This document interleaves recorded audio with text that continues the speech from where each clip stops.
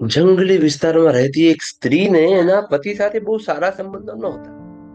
એને હંમેશા એવું લાગતું કે એનો પતિ એને પ્રેમ કરતો નથી. એક દિવસ જંગલમાં રહેતા એક સંન્યાસી પાસે એ ગઈ અને સંન્યાસીને કહ્યું કે મહારાજ, મારા પતિ મને પહેલા ખૂબ સારી રીતે રાખતા, પણ છેલ્લા કેટલાક સમયથી મારા પ્રત્યેનો એનો પ્રેમ નહિવત થઈ ગયો છે. એ પથ્થર જેવા જડ બની ગયા છે. મેં આપના વિશે ખૂબ સાંભળ્યું છે. આપ એવી કોઈ જડીબુટી આપો કે મારા પતિનો પ્રેમ પુનઃ પ્રાપ્ત થાય અને હું એને વશમાં કરી શકું. સંન્યાસીએ બધી જ વાત સાંભળ્યા પછી કહ્યું, બહેન, હું આ માટે ખાસ દવા બનાવીને તને આપીશ, પણ એ દવા બનાવવા માટે મારે વાઘની મૂછનો વાળ જોઈએ. બોલ, તું એ લાવી શકીશ? જંગલમાં રહીને જ મોટી થયેલી આ સ્ત્રી શૂરવીર હતી, એટલે એને તુરંત જ હા પાડી દીધી. બીજા દિવસે વાઘની શોધમાં નીકળી પડી. એક ગુફા પાસે એને વાઘ જોયો એટલે હરખાઈ કે ચાલો, વાઘ મળી ગયો, હવે એની મૂછ પણ મળી જશે.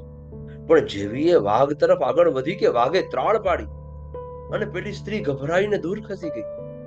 દૂર ઉભા ઉભા એ વાઘને જોયા કરતી હતી, પણ એની નજીક જવાની હિંમત ચાલતી નહોતી.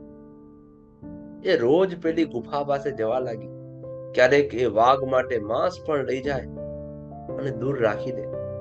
સમય જતા બંનેને એકબીજાની હાજરી પસંદ પડવા લાગી. હવે સ્ત્રીનો ડર ઓછો થવા લાગ્યો. વાઘે પણ હવે તાડુકવાનું બંધ કરી દીધું.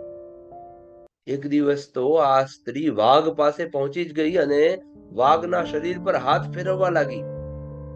વાઘ કઈ ન બોલ્યો, એટલે ધીમેથી એની મૂછનો એક વાળ ખેંચી દીધો.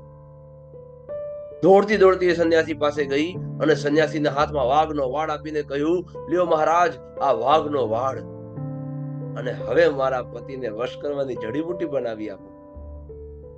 સંન્યાસીએ વાળને અગ્નિમાં નાખી દીધો. પેલી સ્ત્રી ગુસ્સામાં બોલી કે તમે આ શું કર્યું? હું મહા મહેનતથી જે વાળ લાવી હતી એમાંથી જડીબુટી બનાવવાને બદલે તમે એને સળગાવી દીધો.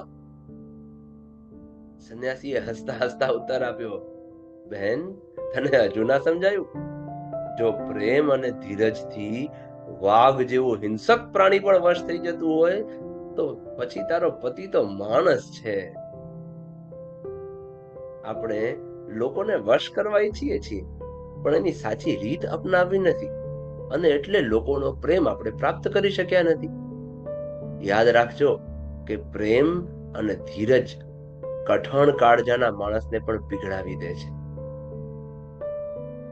કેવી લાગી તમને આ વાર્તા તે કોમેન્ટ સેક્શનમાં જરૂર કહો. હા, અને હા, વાર્તાને શેર જરૂર કરજો તમારા વહાલાઓ સાથે, જેથી પ્રેમાળ સમાજ બને. અને ચેનલને સબસ્ક્રાઇબ કરવાનું વળી ભૂલતા નહીં. ધન્યવાદ. જય શ્રી કૃષ્ણ.